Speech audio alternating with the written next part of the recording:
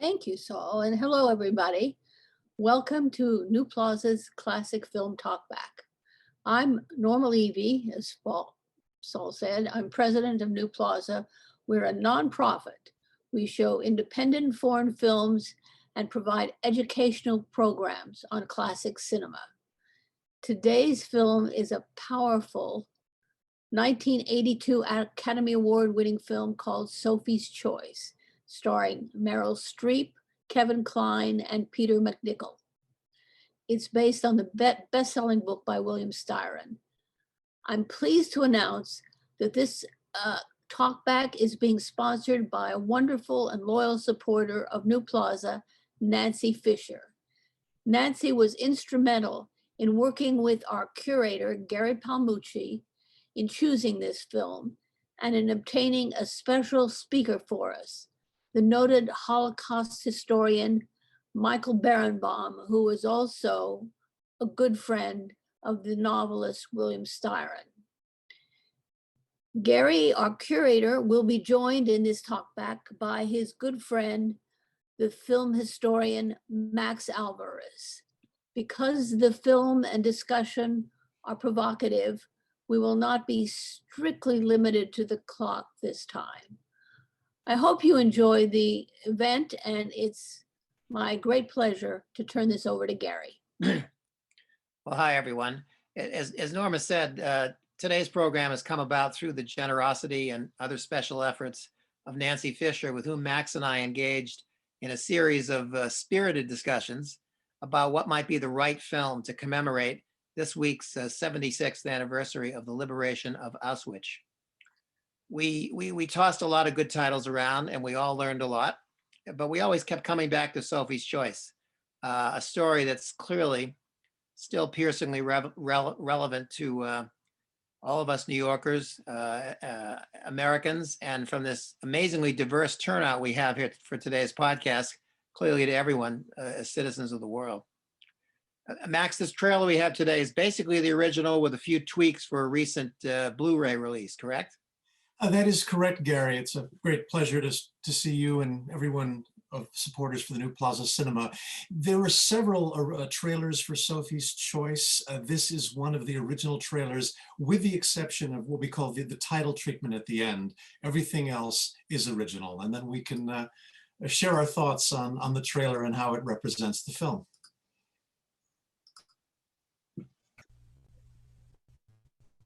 There are secrets beyond imagination. There are memories time cannot erase.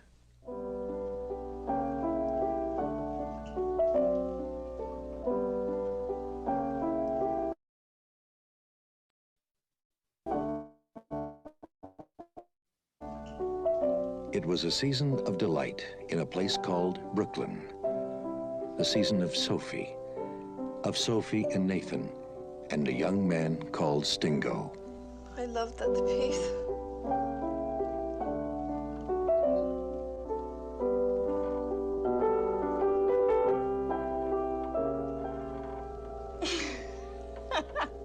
Look at this, God's gift. Give me a kiss. One kiss. Swami, you know that song, right?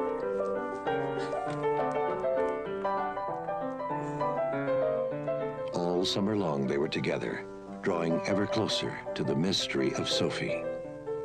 Ever closer to her unthinkable secret. Sophie. Oh, please don't go! Don't go away from me, please!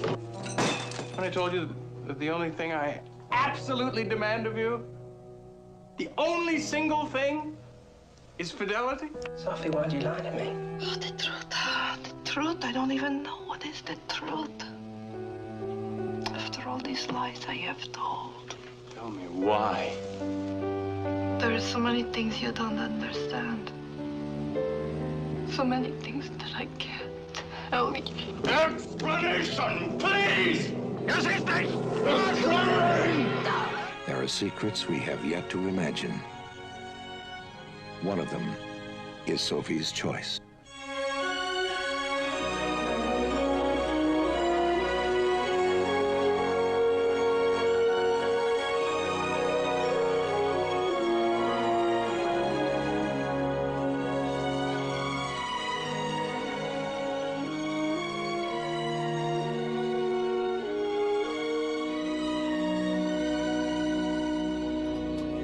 The only difference is in the original trailer, the names of the three principals and their characters appeared on top of that Brooklyn Bridge shot, which was the only sloppy moment in Sophie's Choice because it has modern traffic below that's visible. It's the only time when it was not true to the period.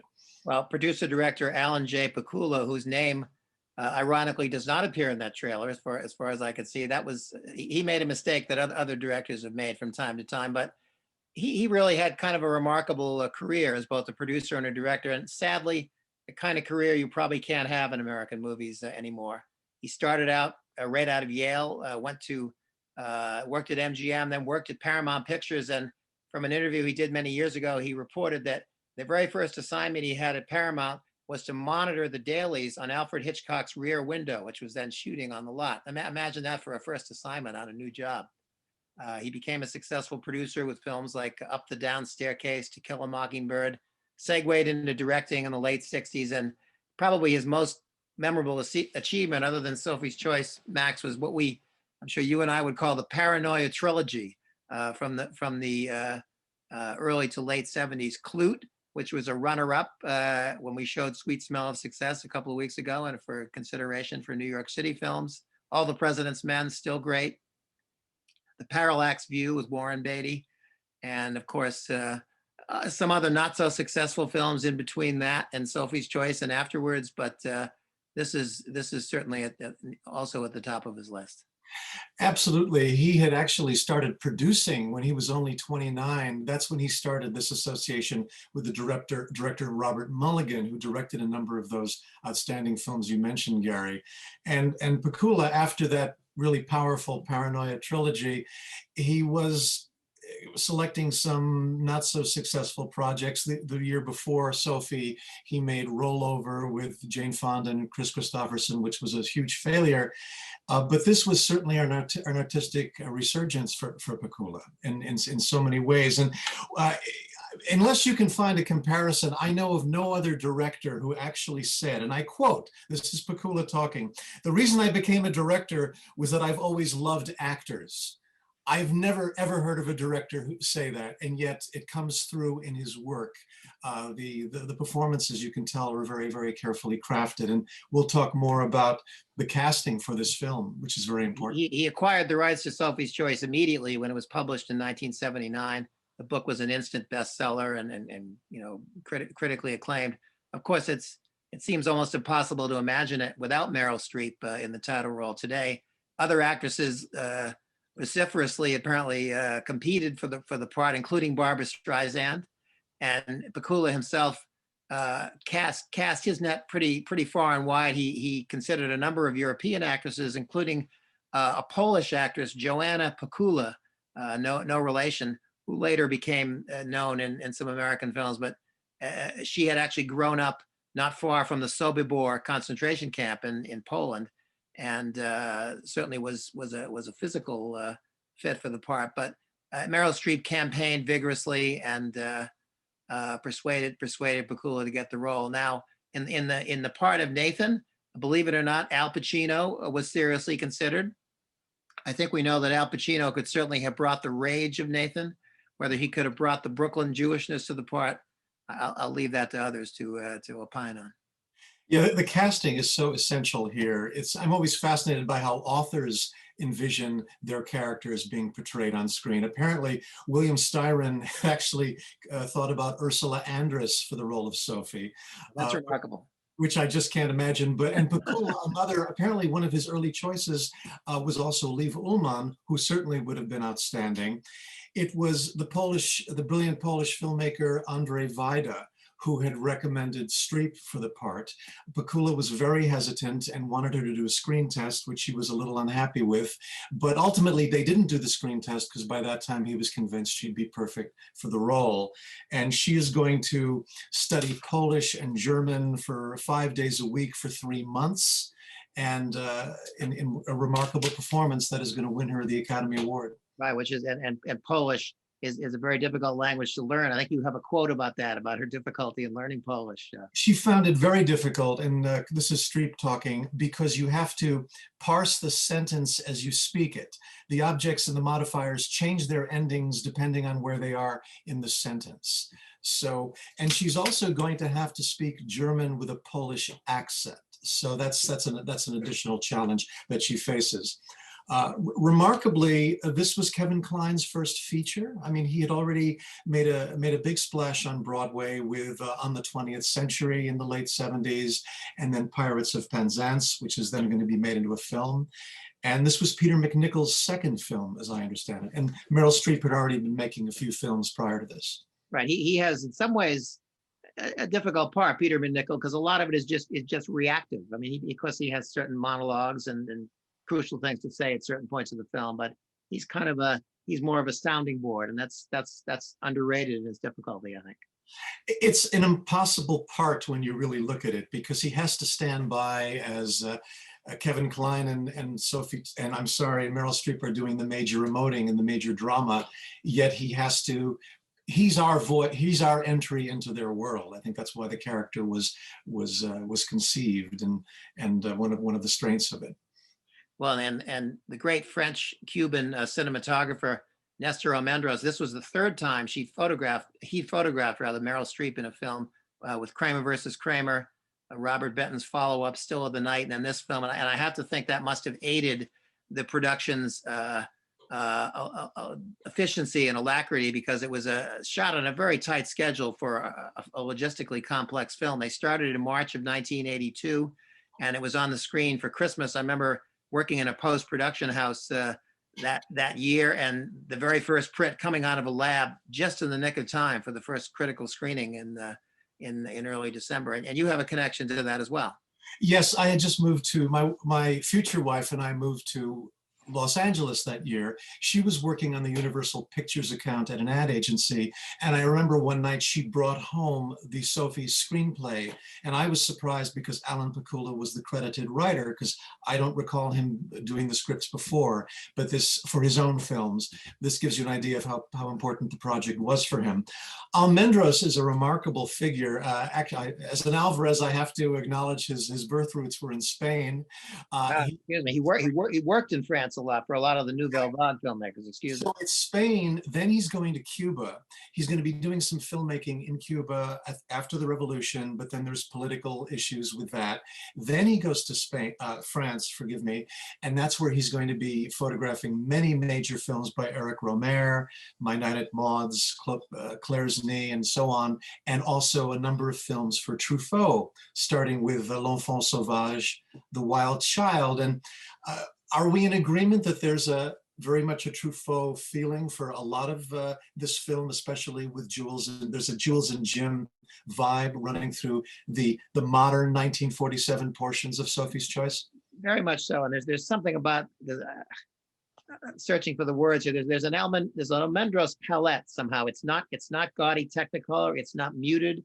It's somewhere in between. Yet it has like a pop and a vividness all its own. And then he has kind of what I would consider one of his trademark things, where he photographs the actor against what almost looks like a pitch black background. We see that several times in this film, in some of Meryl Streep's key close-ups, and it was in Kramer versus Kramer, and then in the very first scene, if you remember that film, that's another one of his signatures. Yes, and here he is employing, I presume with Pakula's consultation, a variety of photographic styles, because the Brooklyn scenes have more of a vibrant palette than the flashbacks to Poland, which, because this was shot on film, right, they desaturated the color. They wanted to take a lot of the rich colors out of those scenes and give it what Almendros called a more agfa color look, which was the Nazi film stock in the 1940s that he remembered seeing in cinemas when he was a child. And so because the flashbacks to Poland were leaving Truffaut territory now, and it's becoming more of an Andrzej Wajda film in that 23, 24-minute flashback when she's at Auschwitz. The great Polish filmmaker Andrzej Wajda never gets enough attention, I don't think, in America. We should show one of his classics, Ashes and Diamonds or Canal, somewhere down the road. And we were talking about how a pretty daring move by Pakula. At about the 85-minute mark, we break for about a 25-minute sequence in Auschwitz there, interrupting the narrative. Absolutely. I mean, there are quite a number of daring moves, even from the when we are first introduced to Sophie and Nathan. It's this master shot of the stairway where he is haranguing her. That's his "Back to Krakow" speech to her. A hack director would have moved into a close-up of Meryl Streep's character as she was crying on the stairs. But Pakula does not do that, as he often did not do in his great films of the 70s. He lets us take in the whole scene. The camera gradually moves in. He and Almendros use close-ups for very powerful moments, like those when Sophie is doing those recollections. That amazing first close-up of her is when she appears at Stingo's door, which has to be the most gorgeous shot of Meryl Streep ever. But they use close-ups as a very powerful, powerful tool as the narrative unfolds. And of course, that brings us to when she's making that horrifying choice, that's when the camera moves in closer. And the lighting is very, very extreme on her to create this really harrowing atmosphere.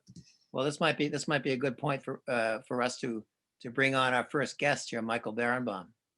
Absolutely. It's a great pleasure to welcome Michael Berenbaum to join Gary and I here today. He's a writer, a lecturer, and a teacher consulting in the conceptual development of museums and the development of historical films. He's director of the Sigi Ziering Institute, exploring the ethical and religious implications of the Holocaust at the American Jewish University, where he's also professor of Jewish studies. He was the executive editor of the second edition of the Encyclopedia Judaica. He's the former former president and CEO of the Survivors of the Shoah Visual History Foundation. He oversaw the creation of the United States Holocaust Memorial Museum in Washington, D.C., and was deputy director of the President's Commission on the Holocaust. He has had a major role in other Holocaust and Jewish history museums around the United States and the world. He's authored 22 books, scholarly articles, hundreds of journalistic pieces. He's worked on documentaries that have earned more than a dozen Emmy Awards and 4 Oscars.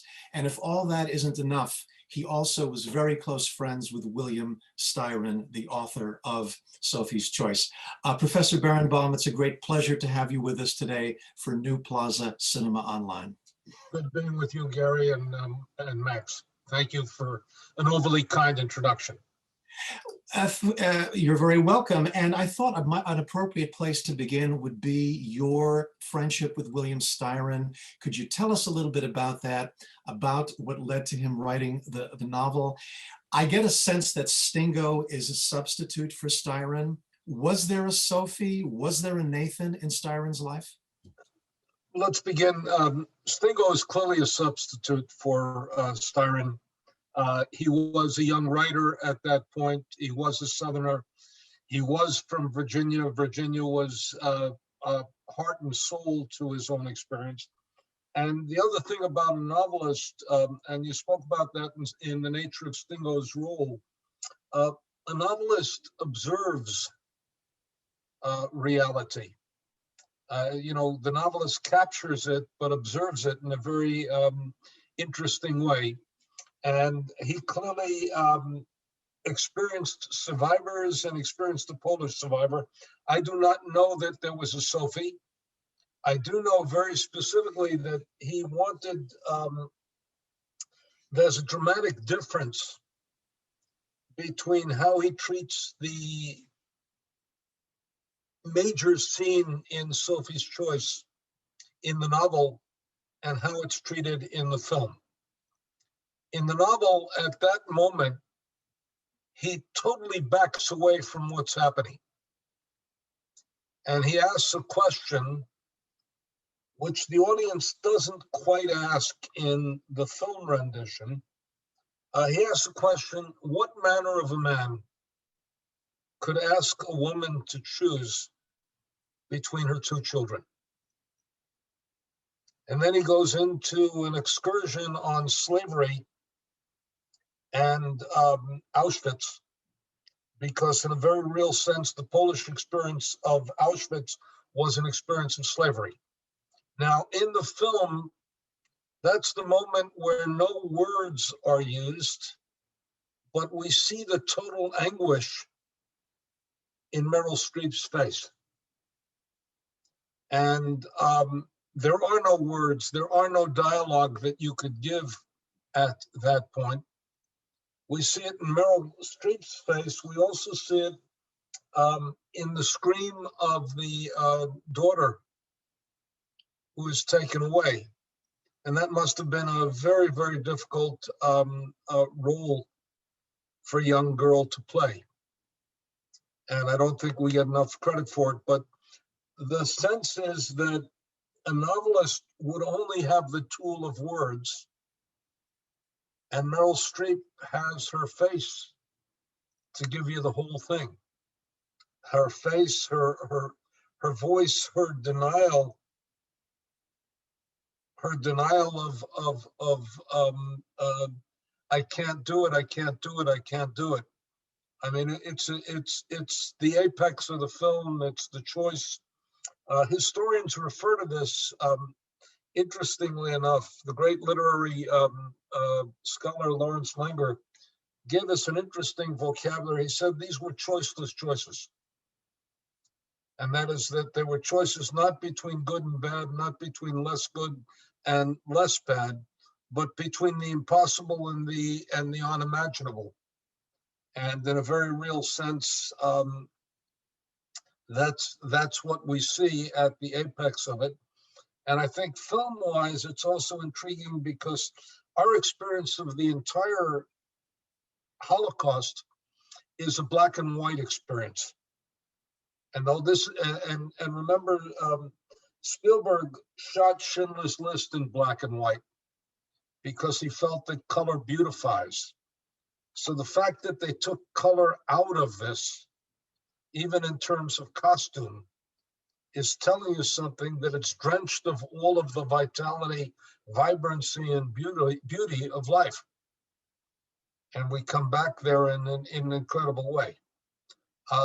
Styron himself said he wrote of a non-Jewish character because he didn't think he had the right to speak of the Jewish experience. And the other thing that was clear in a very interesting way is that he chose the Polish experience because then he could link it to what is at the core of some of his writings, which is slavery. And that's the core of the Southern experience. And since the Poles were designed to be an enslaved people, they were to be taught to count to 500, reading to a third grade level. They were supposed to be the water carriers and the farmers for the Great Reich and the master race. Jews were targeted for annihilation, Poles for enslavement. They destroyed Polish intelligentsia.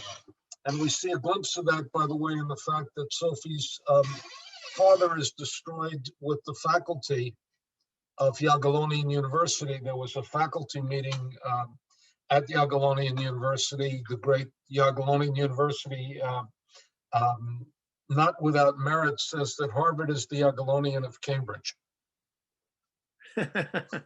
Instead of Cambridge being the instead of Jagiellonian being the Harvard of Poland, but they've had Jagiellonian's been around since 1358, so they have a little bit of longevity on Harvard.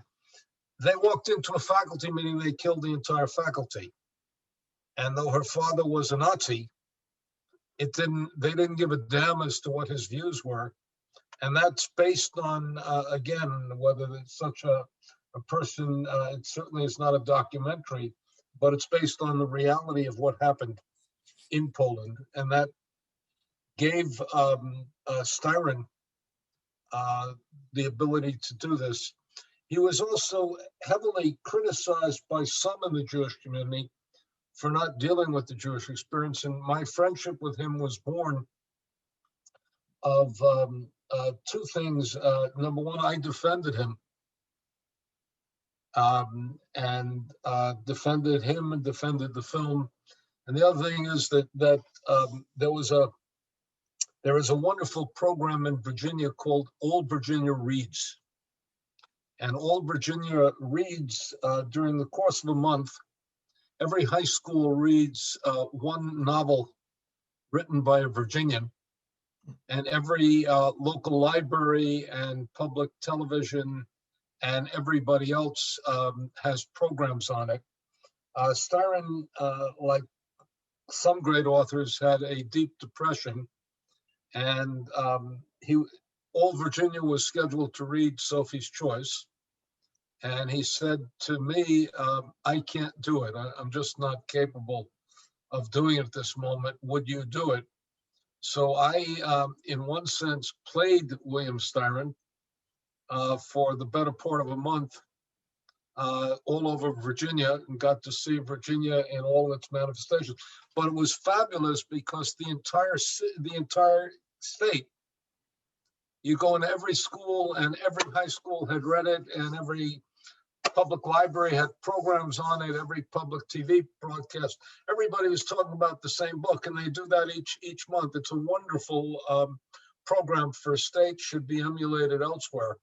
So I got to play William Styron, which made me read all of Styron's work and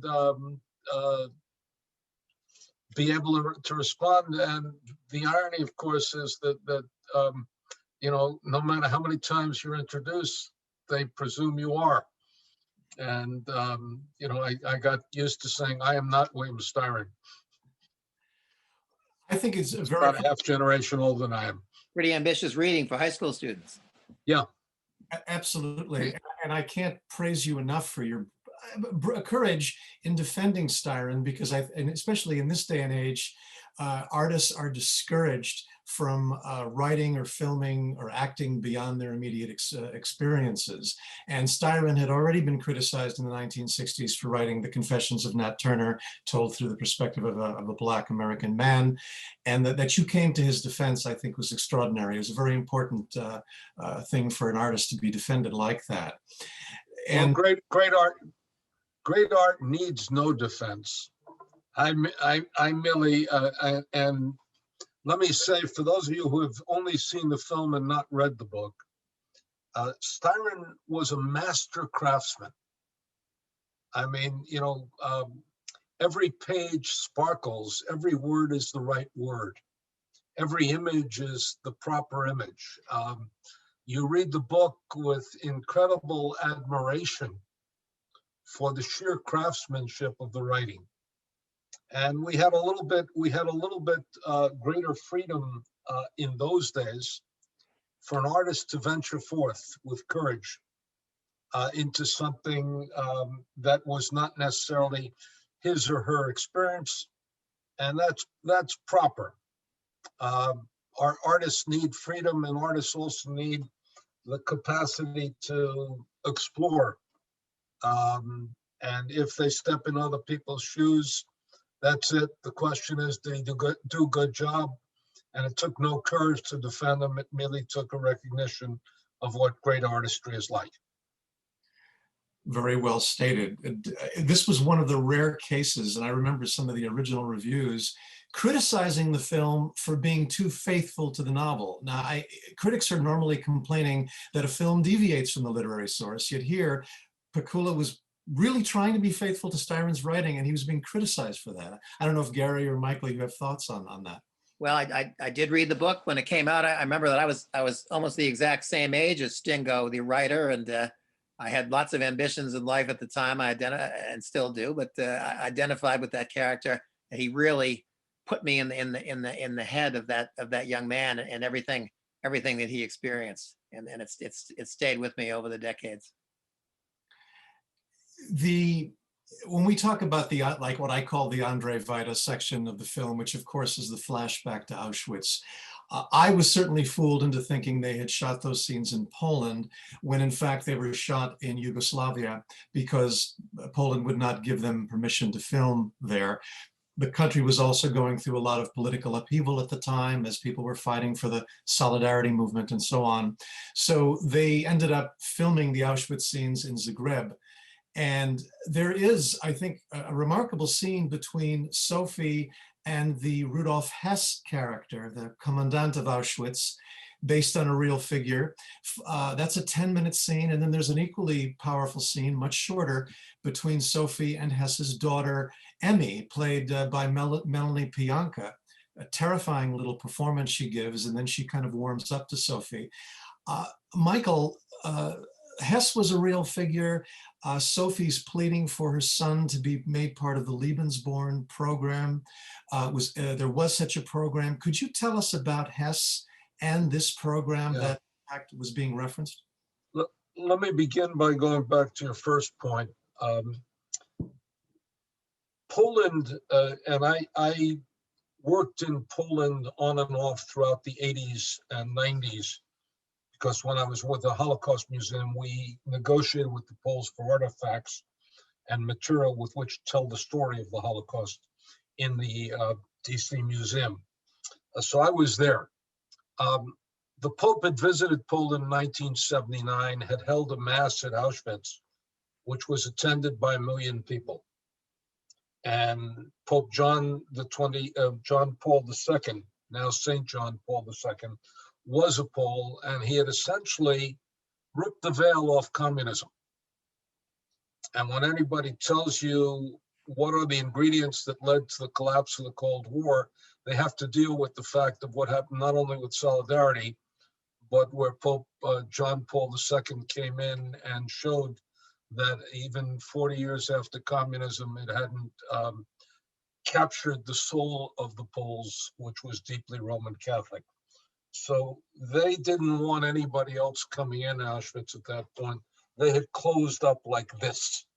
In fact, I was there during martial law. And when somebody wanted to interview me, knocked at the door at 6:30 in the morning and snuck into my room. But before he came in, I put my passport in my pocket, my money in my shoes, and thought I was coming into the police station and being arrested. Having said that, Rudolf Hess was the commandant of Auschwitz. He was the man who essentially helped create Auschwitz, long-term involvement with the Nazis, and had been at several camps. He was also the man who came back to Auschwitz. We're in an early period in which he is then about to be reassigned because of corruption, but he came back to Auschwitz to supervise the deportation of Hungarian Jews, where 437,402 Hungarian Jews were deported on 147 trains in 54 days to Auschwitz, and 4 or 5 of them were killed upon arrival. That's 2,975 people a train, 2.7 trains a day. And Auschwitz is at that point killing between 10 and 12,000 Jews a day.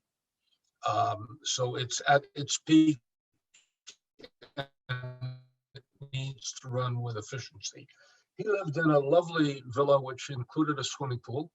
And for many of the Nazi hire staff, this was a wonderful time for them and for their wives who lived with them at that point.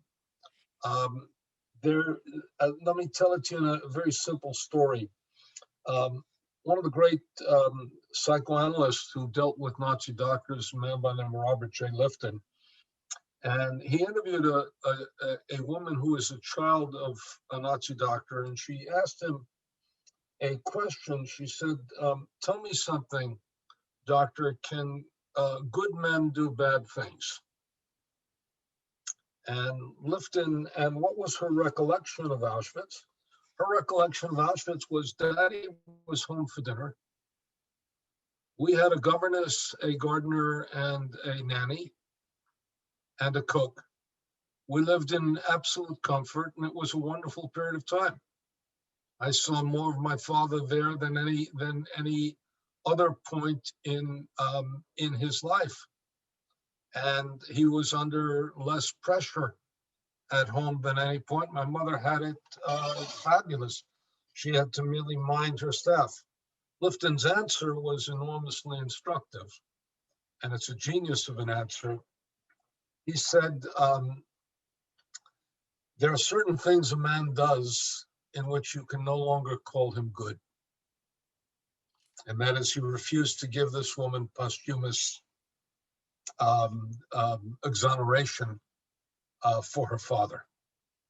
So Hess was a real character.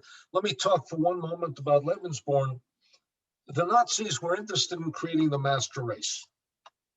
And for them, that meant they had to subordinate all sorts of other races. And they had to eliminate the Jews, whom they regarded as a race and a cancer on the German populace. Their first form of elimination was to expel them. Their second form of elimination was what I call annihilation, what they called extermination, which was to rid them off the face of the earth. Lebensborn was the idea of of increasing the master race by forcefully adopting young Polish kids of high IQ who looked somewhat Aryan, blonde-haired, blue-eyed, and they took them away from their parents and they brought them to German cities, towns, and villages to be adopted and therefore to repopulate the master race. Now, for the parents, this was almost worse than death. Why was it worse than death? If your child, God forbid, dies, you have to ultimately come to terms with it, even if it's a void in the deepest recesses of your soul. But if you know your child is alive, every time you open the door, you think maybe my child has come back home, like a bird coming home to its nest. Every time you see an adult who could be the age of your child, you wonder, is this mine? And it wounds you again and again.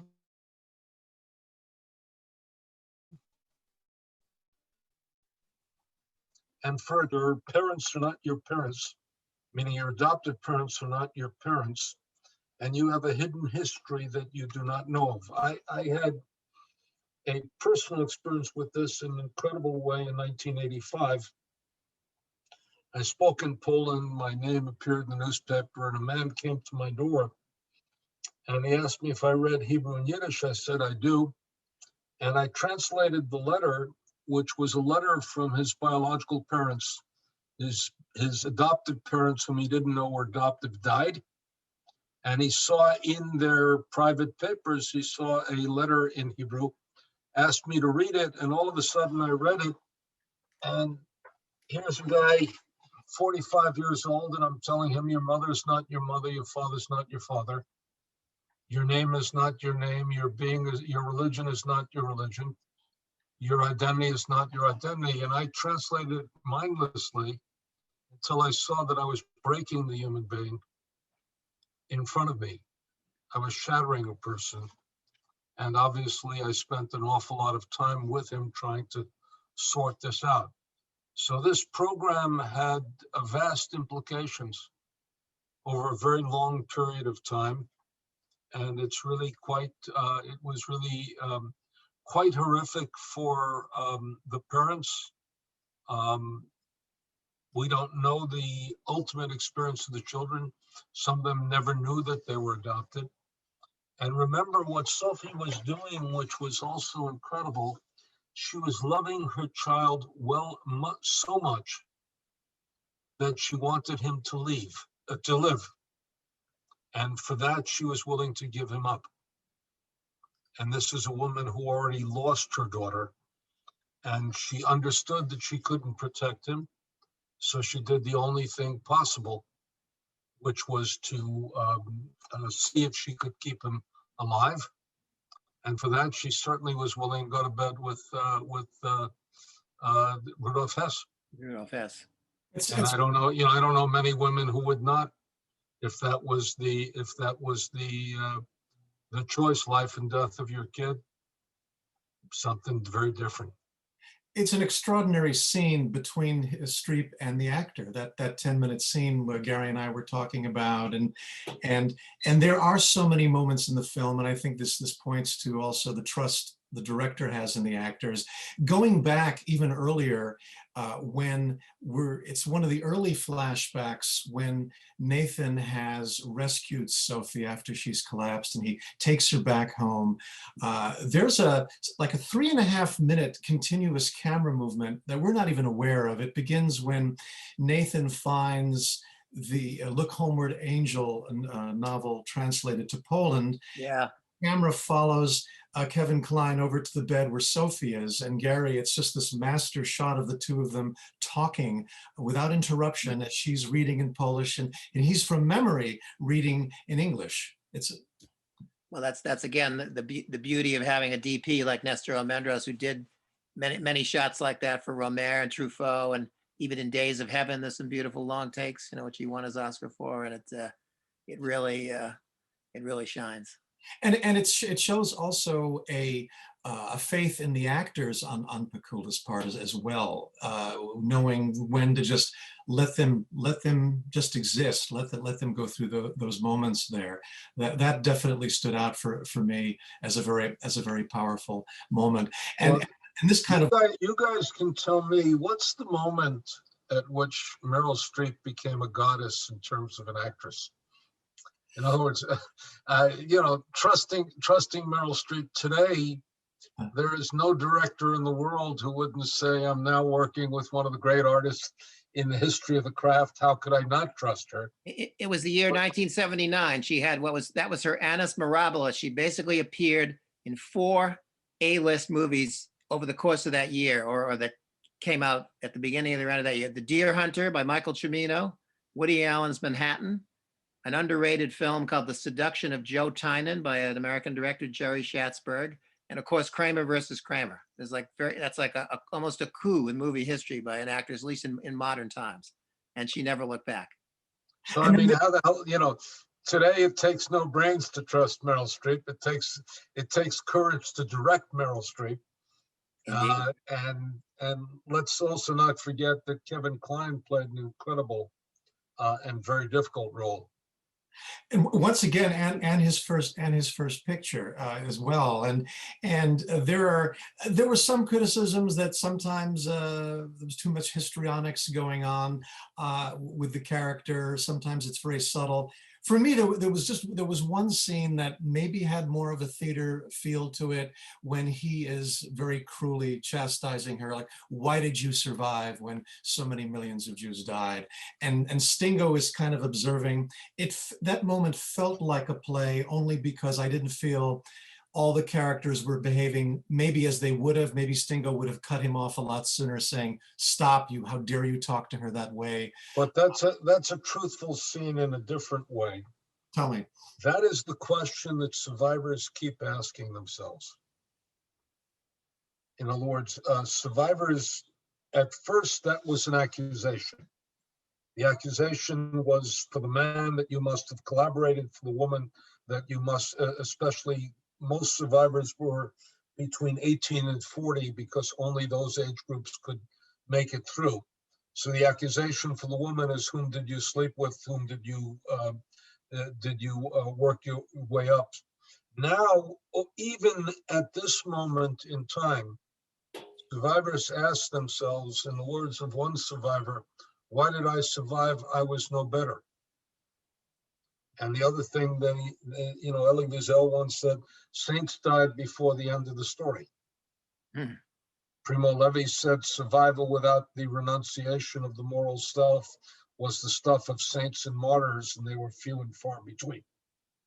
So it's not a question that is strange. It's also the question that forced survivors in the 1940s not to talk. 2 things forced survivors to not to talk. One was the fact that there were very few people who were willing to listen. And the other, and they made trivial, America's about the future, not about the past. You're here, you're free now, forget about the past, go on. And again, part of what Sophie does to Stingo is when he asked to marry her, is that she essentially says, you don't know me. And in a very real respect, she says, you probably can't take me. You're too young and innocent. And I would destroy precisely that part of you that makes you so fascinating, which is the innocence of the young writer is starting to come forth. Definitely losing his innocence in his interactions with the Sophie character.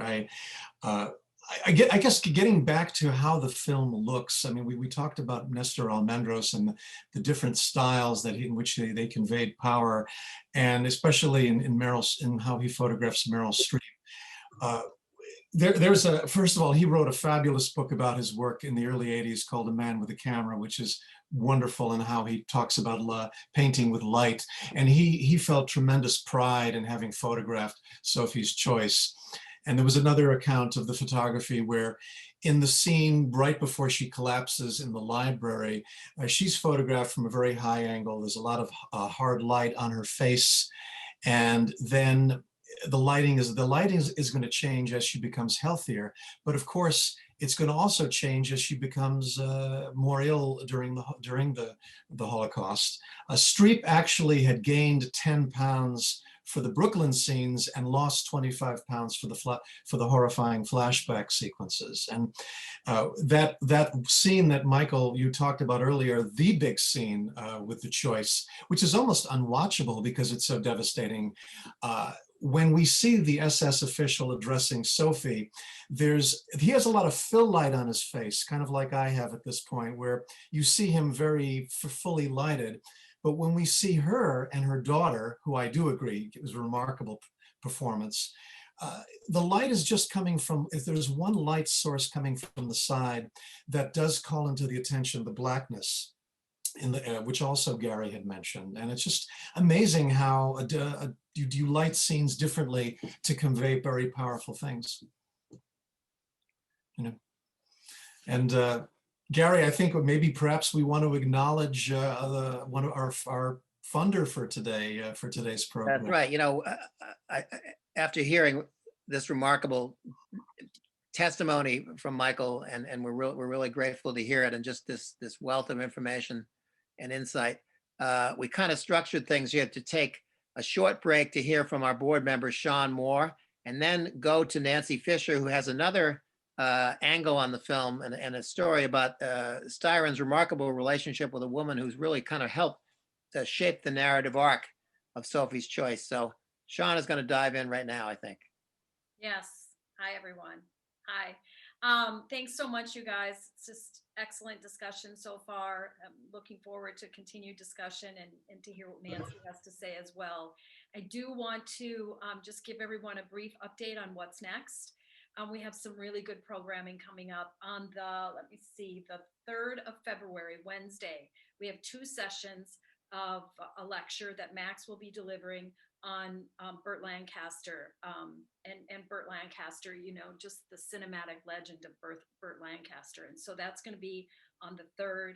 And then on the 10th, that's Sunday, the 7th, that Sunday, we will be doing the movie Local Hero, where Burt Lancaster does have a role in that, but we're really honored that Peter Reigert, the star of Local Hero, will be our co-host that day. So I think you're going to really look forward to that event as well.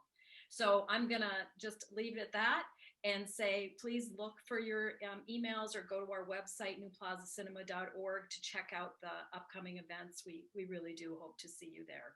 And I'm going to send it back to Gary. Thanks. Well, thank you, Sean. I think it's useful to take a couple of deep breaths here right now, and let's hear from Nancy Fisher.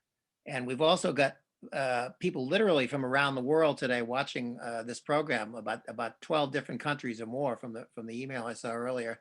So I think we're going to have a very engaging Q&A as well. We felt it was a good idea to take a break of a couple of minutes. Nancy?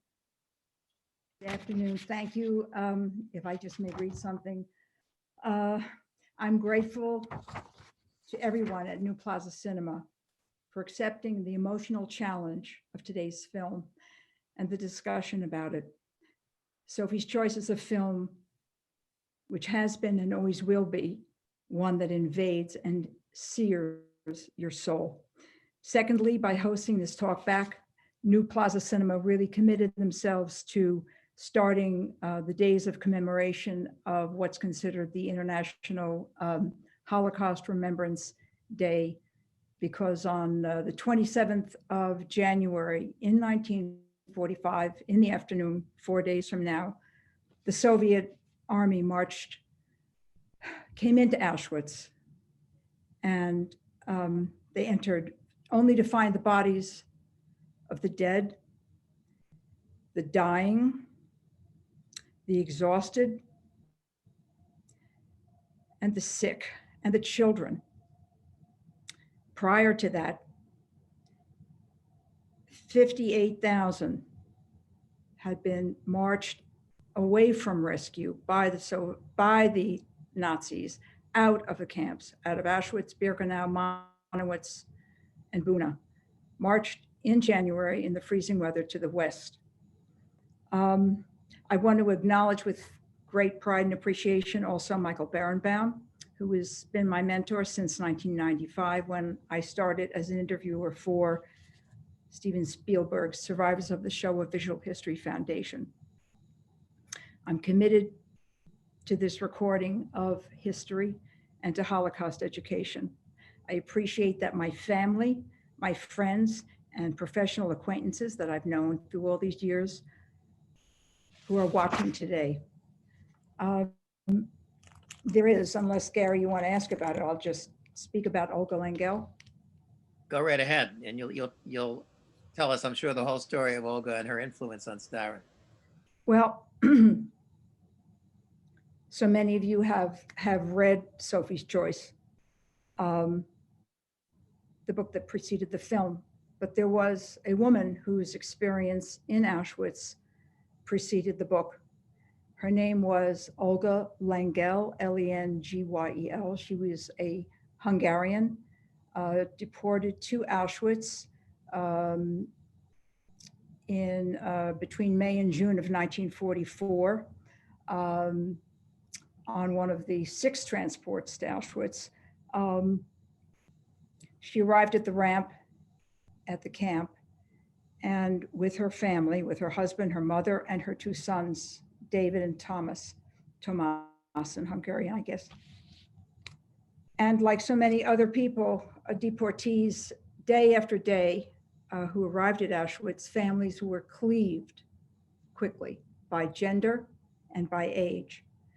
And in order to prevent mass panic, the Nazi guards deceived the incoming deportees by suggesting that if their children went with the grandparents, the elderly, those that couldn't possibly have worked in forced labor in Auschwitz, but the deportees wouldn't have known that. What mother wouldn't have sent her children in the care of grandma or grandpa? And Olga Langell did that very thing, thereby committing her mother and her children to death in the gas chambers of Auschwitz. She was one of the thousands who was evacuated from Auschwitz on the infamous death marches. She left the camp on the 18th of January. She wrote a memoir, and it was the first memoir about Auschwitz that was published after the war, even before Elie Wiesel's night. And it's called 5 Chimneys, The Story of Auschwitz.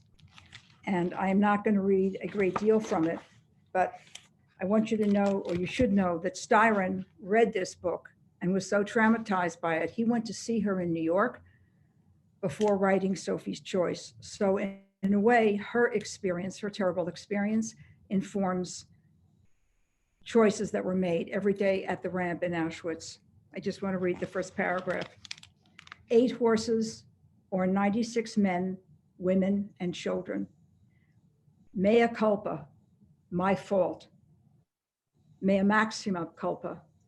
I cannot acquit myself of the charge that I am in part responsible for the destruction of my own parents and of my 2 young sons. The world understands that I could not have known, but in my heart, the terrible feeling persists that I might have saved them. So this interview that I did in 1998 enters into this program this afternoon to connect many of the dots of this story. Nancy, thank you so much. We are so grateful to your kind sponsorship of today's event. Thank you so much for your support. Yes. And kind of being the spiritual cinematic godfather here as well in some way of the whole process.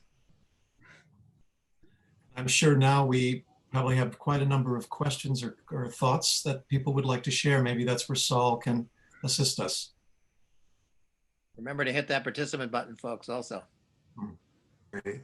Thank you, everybody. That was great. And Nancy, if you want to stay with us, there may be some questions for you. I want to remind everybody to, the way you raise your hand in Zoom is on the bottom of your screen, there's a button that says reactions, and then please raise your hand and wait on me, please, to call on you before you turn your video and your microphone on. Great. We have a couple of questions lined up. So we're going to start with Barry. So Barry, if you would please unmute yourself as well. All right, can I be heard? You can. Thank you, Barry. Oh, what a powerful discussion. Thank you, Gary, Max, Nancy, and Michael. Wow. I just wanted to share an anecdote about Meryl Streep.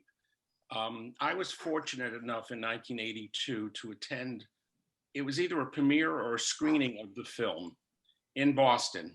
I was working in Boston, and I was there with my wife, and we had the privilege of meeting Meryl after the movie.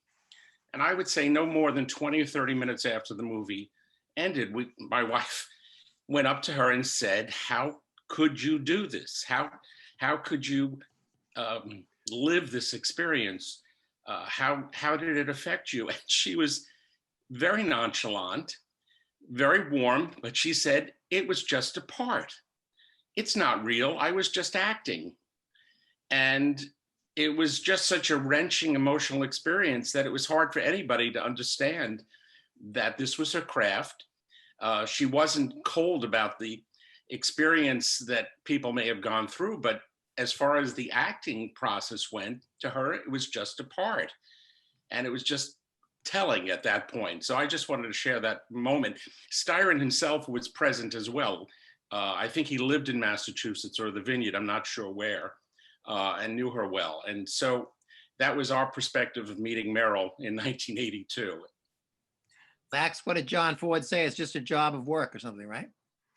I haven't heard that quote, but we do tend, thank you, Barry. We do tend to forget that an actor, I guess for their own sanity, they just have to treat it sometimes as a technical process. Otherwise, how could you possibly survive taking on a role like this? It's just, but that's an amazing story.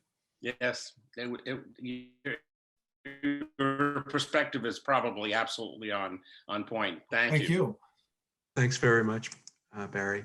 Joan, you have your hand raised. Would you please unmute yourself and start your video? And while Joan's getting started, I want to remind everybody, if you want to ask a question, please hit that reaction button and raise your hand. Joan, you should be ready to go. Thank you. I don't know if you can hear me. We can hear you.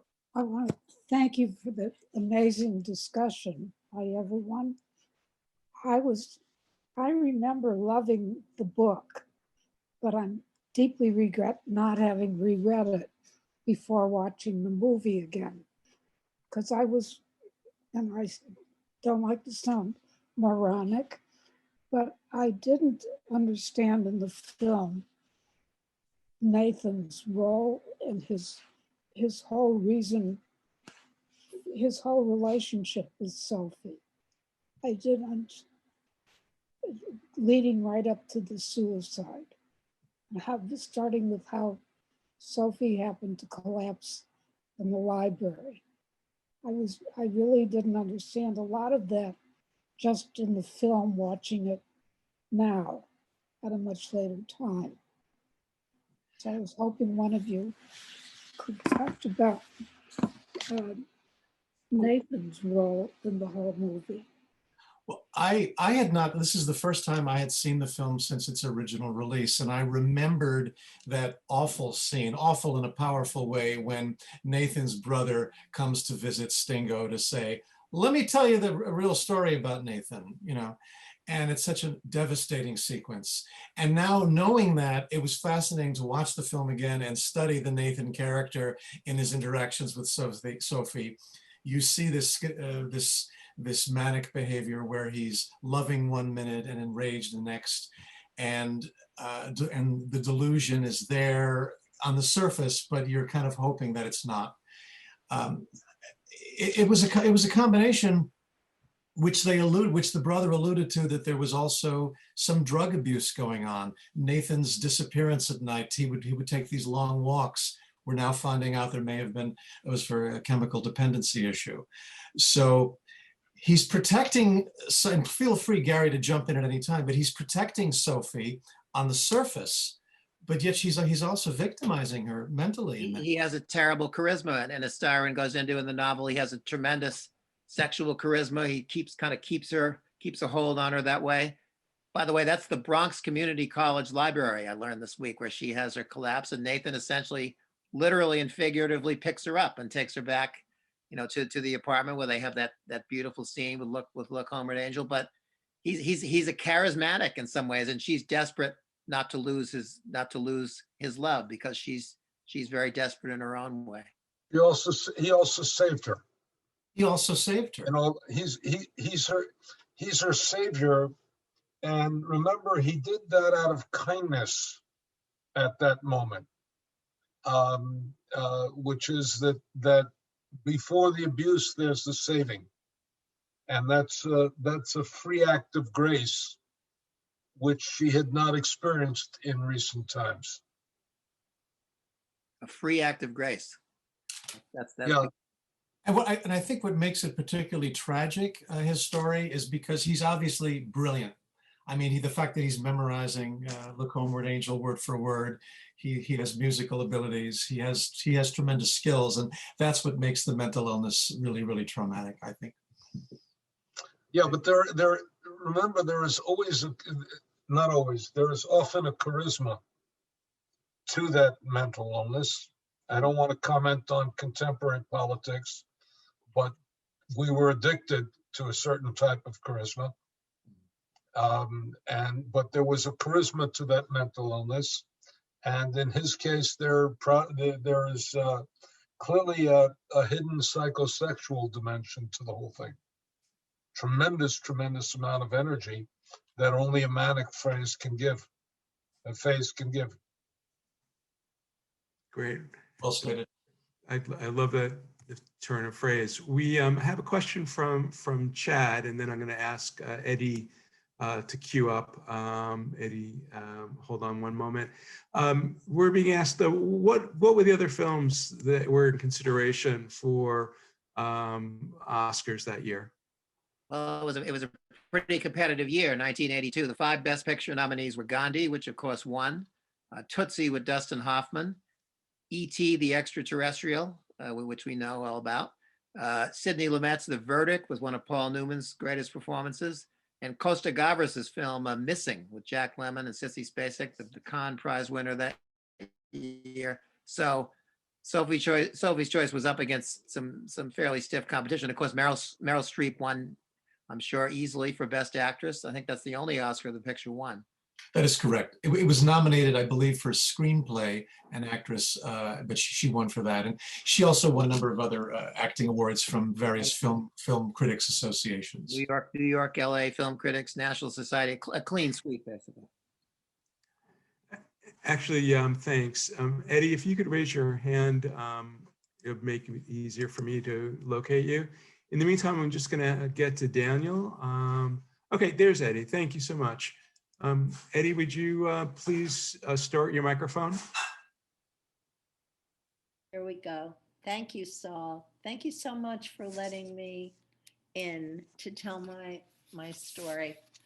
In the early 80s, I was the director of a drop-in center for homeless people, which was not very popular in the neighborhood. And at that time, I got a call from Olga Langell. She was running a nonprofit. I don't remember the name of it. It had something to do with Jewish history on the Upper East Side. And she was willing to take one of our clients as a custodian in the building, and whoever it was would also get room and board. So we had a client at the time. He was over 6 feet tall. He was from Africa, and he was transgender. Any money that he could get, he was using for hormone shots. And he couldn't get very much money. He was illegal, but he was a lovely person. And she took him in for that job and really saved his life. Since I am a child of Holocaust survivors, we did get to talking. I had not read her book at that point, and she gave me a crystal vase that I have to this day. So I just wanted to share that about her. She was really a wonderful woman. Eddie, that's a lovely story. Thanks for sharing. Thank you. Thank you. That's beautiful. We have 2 more hands up. I'm going to ask Daniel. Again, if anybody wants to get the floor, please raise your hand. Daniel, you should be good to go. Okay, am I up?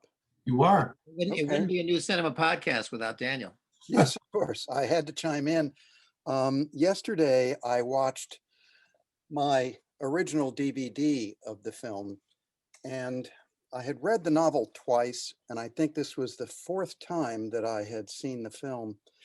And this was the first time that I really very strongly appreciated the performance of Peter MacNicol. His character is fundamental to the audience's appreciation of what's happening amongst the other characters. But I would venture to say, in my own never very humble opinion, that his performance doesn't ever strike a false note.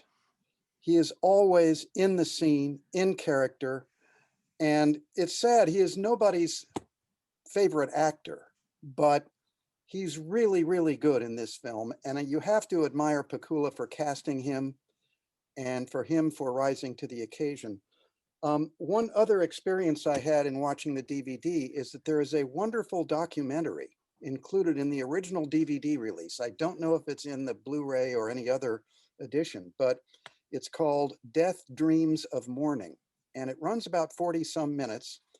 And there is an extensive discussion of survivor's guilt and many other Holocaust survivors talking about their experiences and adjusting to that. I would also like to say that Michael Berenbaum is in the documentary, looking substantially younger. I'm sure he will be pleased with that. And there is reference made by none other than William Styron to the fact, not about Olga's influence, but he says that when he was living in Brooklyn as a young aspiring novelist, he knew a very beautiful and very damaged European woman who was a refugee from the war. And he was quite infatuated with her. And he didn't know much about her background, but just her presence in his life haunted him until many decades later, it occurred to him, I could tell this woman's story in a novel. And now we have this great classic of modern literature and cinema. So there is some real life inspiration behind the Sophie character, at least according to Styron, but hey, he's a fiction writer. Maybe he made all that up for the camera in that documentary. Who knows? Thank you, Daniel. Max, can I say something? Of course. Yeah. I just want to offer that to Eddie's story about Olga, that the 2 sons that I mentioned, Tomas and David, David was adopted.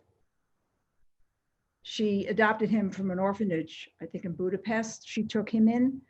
I can't recall in this moment, why, but that just speaks to the kind of woman that she was.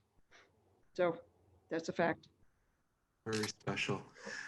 We have three more hands up. I'm gonna end it with those three people. So Jerry, I'm gonna go to you first, then Maria, and then Marjorie.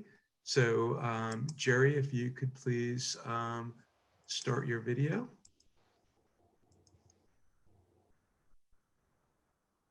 Okay, I'm there. Thank you very much. Wonderful commentary. Thank you, Michael, for your inspiration talk, and Nancy, wonderful talking. I just thought the acting was superb. It was the first time we'd seen the movie. Thank you for picking it. I just wanted to make a little accolade to Marvin Hamlisch. I thought the music was superb, and it was just perfect for, it followed through the whole movie. It was just excellent, excellent choice. Thank you. Good point. Thank you for mentioning Hamlisch, because he did write at the end of that trailer where you see the Brooklyn Bridge scene. That is the main theme that Hamlisch wrote for Sophie's Choice. There's a lot of incorporation of music by other composers, Handel and Beethoven and Schubert, and the one theme that doesn't get credited at the end is that beautiful piano piece that Nathan plays when Sophie is sitting and he puts his arms around her. Also in the trailer, Max, right? Yes, exactly. It's in the trailer, but it's not credited in the film. And Right. that's Austrian composer Franz Schumann's Of Foreign Lands and People. So they incorporated a lot of classical music, and then you had this unobtrusive Hamlisch score for some of the more tender moments. Excellent. Thank you very much, Jerry. Appreciate it. So we're gonna run to Maria. Maria, would you please start your video and turn on your microphone? Hi, sorry, hi, can you hear me? We can. Sorry, I've got COVID right now, so I'm not feeling the best, so my apologies. I'm from Scotland, and I'm actually a filmmaker, producer, and actress. A lot of people don't realise Sophie's Choice, the book, was actually banned in a lot of countries. It was banned in South Africa, it was banned in Poland, and it was actually banned in Russia. So taking it, I also did a lot of stuff on Fan You Know, which for Playing for Time, and I did a lot of research on Auschwitz as well. And I did a lot of, because I'm from Glasgow and we've got the biggest reference library in Europe. So I educated myself what happened during World War II. And it saddens me to say that there's still, like, back in like 20 years ago, we still had concentration camps in Europe after the Balkan War. It's that we don't learn from history, and history keeps on repeating ourselves.